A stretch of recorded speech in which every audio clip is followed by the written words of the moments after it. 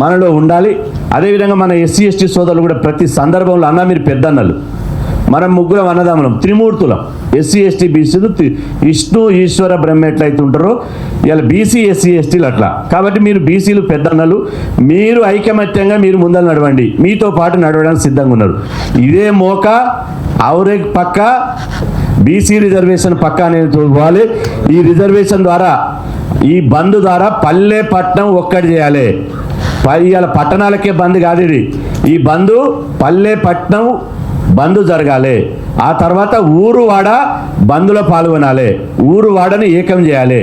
ఆ తర్వాత ward member నుంచి మంత్రి వరకు, వార్డు మెంబర్ నుంచి రేపు బీసీ మంత్రులు కూడా ఉన్నారు, కాంగ్రెస్ పార్టీ మద్దతు తెలిపింది కాబట్టి వార్డు మెంబర్ నుంచి sarpanch, councillor, corporator, MPDC, ZPDC, MPP, జిల్లా పరిషత్ చైర్మన్, ఎమ్మెల్యే, ఎమ్మెల్సీ, ఆ తర్వాత ఎంపీ, మంత్రి, మనకంటే ముఖ్యమంత్రి లేడు కాబట్టి మంత్రి వరకు, వార్డు మెంబర్ నుంచి మంత్రి వరకు మనం ఈ బంద్లో పాల్గొనాలని చెప్పి ఈ సందర్భంగా తెలియజేస్తున్నా.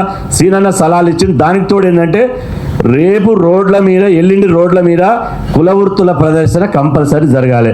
చాలామంది మాకు ఫోన్ చేశారు, పూలే వేషం వేసుకొస్తాను ఓళ్ళు అన్నారు, అంబేద్కర్ వేషం వేసుకొని రోడ్డు మీద కూర్చుంటాను ఓళ్ళు అన్నారు.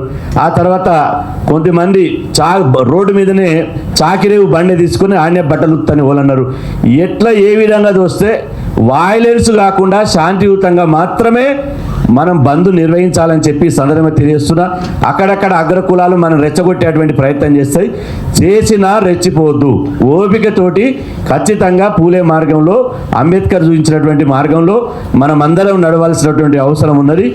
ఏది ఏమైనా ఎల్లుండి బంద్ రోజు ఇంతకుముందు చెప్పినట్టు 4 గంటలకే ఇవాళ మనం డిపోల దగ్గర ఉండాలి. బ్రేక్ఫాస్ట్ సమయానికి 8 గంటలకు 9 గంటలకు బ్రేక్ఫాస్ట్ వస్తే వచ్చింది, లేకపోతే వస్తే అవసరమైతే రోడ్ల మీదనే, తెలంగాణ ఉద్యమంలో వంటవారు పెట్టయితే రోడ్ల మీద కూర్చున్నారో రోడ్ల మీదనే కూర్చొని బ్రేక్ఫాస్ట్ చేయాలి, లంచ్ కూడా రోడ్ల మీద చేయాలి. ఆ తర్వాత ఎవరైనా పోలీసు ఇబ్బందులు ఉన్నా ఏదున్నా మేము డీజీపీ గారికి విజ్ఞప్తి చేస్తున్నా, డీజీపీ గారు ఈ బంద్కు మీరు పోలీసు వ్యవస్థ సహకరించాలి, మేము ఎలాంటి వైలెన్స్ చేయం. ఆర్టీసీ ఎండీ నాగిరెడ్డి గారు మీరు బస్సులను బంద్ చేయాలి. ప్రధానంగా రేపు నాగిరెడ్డి గారిని కూడా కలిసే ప్రయత్నం చేస్తాం, జేఏసీ నుంచి ఒక లెటర్ ఇస్తాం, మీరు ముందుగానే బస్సుల బంద్ కార్యక్రమాన్ని పెట్టండి. అదేవిధంగా సింగరేణి యాజమాన్యం కూడా విజ్ఞప్తి చేస్తున్నాం, ఎక్కడెక్కడ సింగరేణి కోల్ మైన్లో బంద్ మొత్తం జరగాలి. సింగరేణి యాజమాన్యం ఎండీ గారికి కూడా ఒక లెటర్ ఇస్తాం. ఆ తర్వాత డీజీపీ గారు కలిసే ప్రయత్నం చేస్తే డీజీపీ గారు కూడా ఒక లెటర్ ఇస్తాం. ఎవరన్నా అరెస్ట్ జరిగితే, ఎవరికన్నా ఎవరి మీద కేసులు జరిగితే, ఒక్క లాఠీ దెబ్బ పడ్డా, ఒక్క తూటా దిగిన రాష్ట్రం మాత్రం అగ్నిగుండం అవుతుందనే విషయాన్ని గుర్తుపెట్టుకోవాలి. ప్రభుత్వ విద్యా సంస్థలకు ఇప్పటికే విజ్ఞప్తి చేస్తున్నాం పొద్దునే. అదేవిధంగా ప్రభుత్వ విద్యా సంస్థలకు మేము విజ్ఞప్తి చేస్తున్నా, మీరు స్వచ్ఛందంగా బంద్ పాటించాలి. ఎవరన్నా, ఎందుకంటే ఎవరన్నా ఫస్ట్ మల్లారెడ్డి కాలేజీ అంటారు, మల్లారెడ్డా పుల్లారెడ్డా మనం పేర్లు పెట్టొద్దు, ఎందుకంటే వ్యక్తిగతంగా పోవద్దు, ఇది కాంట్రవర్షియల్గా పోతుంది. ఎందుకంటే నేను మల్లారెడ్డి అంటే మళ్ళీ మా సీనన్న చారన్న పక్క పైన నిలబడి శ్రీనివాస్ గౌడ్తో మాట్లాడిపించడం ఒక అపవాదం. కాబట్టి దయచేసి మన పేర్లు వద్దు, మనకు ఎవ్వడు కూడా తోకసుట్టం కాదు, గుర్తుపెట్టుకోండి. బంద్లో ఎవరికి మినాయింపు లేదు, ఎవరు తోకసుట్టం కాదు. అన్ని ఇంజనీరింగ్ కాలేజీలు, ప్రొఫెషనల్ కాలేజీలు బంద్ పెట్టాలి, స్కూళ్ళు బంద్ పెట్టాలి. ఆ తర్వాత వ్యాపార సంస్థలకు మేము విజ్ఞప్తి చేస్తున్నాం, కరోనాలో 3 నెలలు మూసుకున్నారు, అయినా బతికిరు. ఇప్పుడు ఒక్కరోజు మూసుకుంటే ఏమవుతుంది? ఇవాళ ఆచారాన్ని చెప్పాడు, తమిళనాడులో 3 రోజులు బంద్ పెట్టినది. ఇవాళ ప్రభుత్వాలు దిగి రాకపోతే, ఢిల్లీ పాలకులు కదలకపోతే, ఈ రాష్ట్ర పాలకులు ఉరుకులు పరుగులు పెట్టకపోతే అది 3 రోజుల బంద్ అవుతుందా, 30 రోజుల బంద్ అవుతుందా? రైతు ఉద్యమం ఎట్లా జరిగింది, ఆ ఉద్యమాన్ని మళ్ళీ చేద్దాం. ఈ 18 తర్వాత జేఏసీ, కొంతమంది అన్నారు జేఏసీలో కమిటీ కానీ, ఆ జేఏసీ కూడా వివిధ పార్టీలు ఉన్నటువంటి బీసీ నాయకులని మనం గౌరవ సలహాదారులు పెట్టుకొని, అది నారగుణన్న ఇంతకుముందే చెప్పిండు, అందరి సలహాలు పెట్టుకొని సమిష్టిగా నిర్ణయం తీసుకున్నాం. ఎవరికి ఎట్లాంటి బాధ్యతలైనా అప్పజెప్పడానికి జేఏసీ సిద్ధంగా ఉంటుంది. మన లక్ష్యం ఒకటే ఉండాలి, మన గురి ఒక్కటే ఉండాలి. ఎవరి నోట చూసినా బంద్ బంద్ బంద్.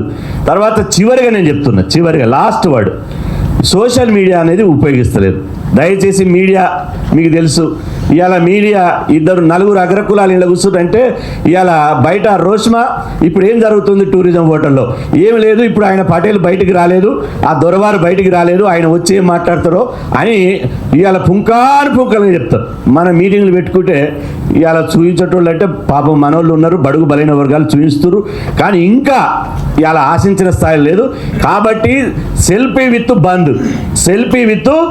బంద్ అంటే మీరు రేపు పొద్దున 9 గంటలకు, హలో మిత్రులారా, నేను సత్యనారాయణ మాట్లాడుతున్నా, రేపు మన బీసీ బంద్ ఉంది, ఆ బంద్లో నేను నా కుటుంబం పాల్గొంటున్నా, నాకున్న షాపును మూసేస్తున్నా, ఆ తర్వాత రేపు పొద్దుగాల ఎల్బీ నగర్లో నేను బంద్లో పాల్గొంటున్నా, మీరు కూడా బంద్లో పాల్గొనాలి, బంద్కు సహకరించాలని చెప్పి సెల్ఫీ విత్ బంద్ పేరుతోటి అందరూ యూత్, విద్యార్థులు, యువజనులు, మహిళలు సెల్ఫీ విత్, నేను పొద్దున 8 గంటలకు సెల్ఫీ విత్ జాజులు అని పెట్టుకుంటా, మీరు కూడా సెల్ఫీ విత్ బంద్లో సోషల్ మీడియా కన్ ఏ నెట్ ఆన్ చేస్తే మొత్తం మనమే వస్తుండాలి. ఆ విధంగా సోషల్ మీడియా వార్ ఇవాళ జరగాల్సినటువంటి అవసరం ఉంది. ఇప్పటికే నేనేమంటున్నంటే బంద్లో టీఆర్ఎస్ మద్దతు ఇచ్చింది, బీజేపీ మద్దతు ఇచ్చింది, కాంగ్రెస్ మద్దతు ఇచ్చింది అని చెప్పి ఏమాత్రం మనం ఎమరపాటుకున్నా, ఇంతకుముందే మధుసూదన్ ఆచారన్న ఇండైరెక్ట్గా మనకు మంచిగా చెప్పారు. ఏమని? పైకి మాత్రం మంచి అందంగా ఉంటుంది, లొటారం ఉంటుంది. ఇవాళ కడుపులో కత్తులు పెట్టుకుంటారు, నోట్ల మాత్రం బెల్లం లెక్క మాట్లాడతారు. కడుపులో కత్తులు పెట్టుకొని నోట్ల బెల్లం పెట్టుకున్న వాళ్ళు మాట్లాడే వాళ్ళు ఉన్నారు, తస్మాత్ జాగ్రత్త అన్నారు. కాబట్టి ఇవాళ దాన్ని పని చేయాలి. ఆ తర్వాత పోలీసు వాళ్లకు నేను విజ్ఞప్తి చేస్తున్నా, శాంతియుతంగా చేస్తాం, ముందస్తు అరెస్టులు చేస్తే మాత్రం మేము ఎవరిని వదిలిపెట్టాం. శాంతియుతంగా చేసిన వాళ్ళని ముందస్తు అరెస్టుల పేరుతోటి, మీరు ప్రివెంటివ్ అరెస్టుల పేరుతోటి ఇళ్ల దగ్గరికి పోయి పోలీస్ జీపులను పెట్టి నిఘా పెట్టి మా వాళ్ళని ఇబ్బంది పెడితే మాత్రం మా ఉద్యమం మాత్రం చాలా సీరియస్గా అవుతుంది. మీరు ఏ పోలీస్ స్టేషన్ పడ్డా మాకు సమాచారం ఇవ్వండి, ఎస్ఎంఎస్ చేయండి, అందరం ప్రజాప్రతినిధులను కలిసి ఆ పోలీస్ స్టేషన్కి దగ్గరకు వచ్చి ధర్నా చేస్తాం. దయచేసి అట్లాంటి పనులు చేయొద్దు. ఇప్పటి వరకు పోలీస్ శాఖ సహకరించింది. పోలీస్ శాఖ వారికి ప్రత్యేకంగా ఈ మీటింగ్ ద్వారా ధన్యవాదాలు తెలుపుతున్నాం. ఎవరిని కూడా ప్రివెంటివ్ అరెస్ట్ చేయొద్దు, మా శాంతియుతమైనటువంటి ఉద్యమానికి భంగం కలిగించవద్దు. నా ఇంటికి వచ్చి నన్ను ప్రివెంటివ్ అరెస్ట్ చేస్తే మా బీసీసీ ఊకుంటారా? ఎక్కడిదక్కడ శాంతియుతంగా ఉన్నటువంటి ధర్నా ఎక్కడెక్కడికో పోతుంది. అదేవిధంగా ఒక్కొక్క మా నారగోని రాజారాం, మా దాస్ సురేష్ని ప్రివెంటివ్ అరెస్టులు చేసి మీరు ఇవాళ బీసీ నాయకులు ఎక్కడెక్కడ నోర్లు ముయ్యాలంటే ముయ్యలేరు. దయచేసి మీరు మాకు సహకరించండి. 100% పోలీసు వారికి సహకరిస్తామని చెప్పి సందర్భంగా తెలియజేస్తూ, ముఖ్యంగా ఇంత చక్కటి ఇలా గుర్తుపెట్టుకోండి, బంధు మళ్ళీ ఒక పుస్తక రూపంలో మా నారగోనన్న ఊకోడు, ఎప్పుడు ఏం జరిగింది, ఎవరెవరు మీటింగ్ పెట్టారు, జర్నలిస్టుల పని ఏంది, ప్రజాప్రతినిధుల పని ఏంది, బీసీల పని ఏందని ఒక బుక్ తీసుకొస్తాడు. ఇది 100% ఈ బంధు చేసినటువంటి ఈ కార్యక్రమాలన్నీ చరిత్రలో చిరస్థాయిగా లిఖించబడుతుందని చెప్పి ఈ సందర్భంగా తెలియజేస్తూ అవకాశం ఇచ్చినందుకు ప్రత్యేకంగా ధన్యవాదాలు తెలుపుతూ సెలవు తీసుకున్నాను.